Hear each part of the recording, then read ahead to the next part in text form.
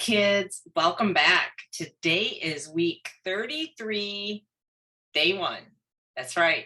And today's highlight verse is Luke 9:46 through 48. All right. So let's go in our Bibles and look at it in the King James Version first. Luke 9:46 through 48. Then there arose a reasoning among them, which of them should be greatest?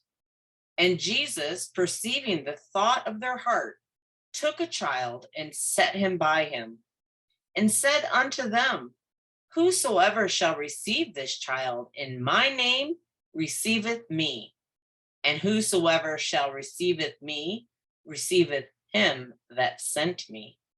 For he that is least among you all, the same shall be great. Luke 9:46 through 48. Now we'll look at it in the NIRV version. Luke 9:46 through 48. The disciples began to argue about which one of them would be the most important person. Jesus knew what they were thinking, so he took a little child and had the child stand beside him. Then he spoke to them. Anyone who welcomes this little child in my name welcomes me, he said. And anyone who welcomes me welcomes the one who sent me. The one considered least important among all of you is really the most important. This is the word of the Lord. Let us give him thanks and praise. Okay, so what does that mean? There's a lot of imagery there where we see that a young child is more important than the oldest, right? That is interesting. Let's see what it says in our books, in our foundations books. It says here, Jesus was with his disciples when they began arguing about which one of them was the best. Do you ever do that? Do you have brothers and sisters and you say, I'm better at this or I'm better, sometimes we squabble about who's better, who's bigger, who's stronger, right?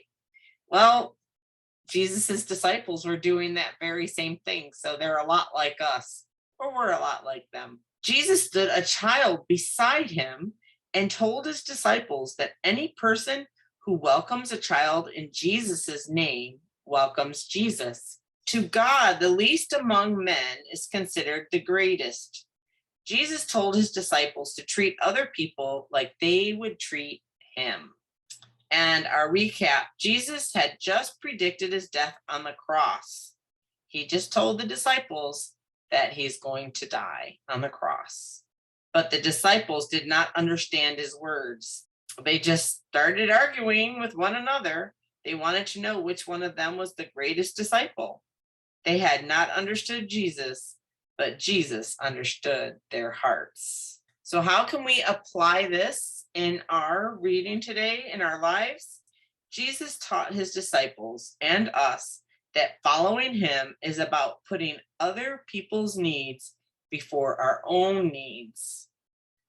Now, in this picture here that we have, it says these girls are arguing about which one of them is the best. Can you find their matching shadow? I'll put the picture up on the screen and you can point to it, circle it.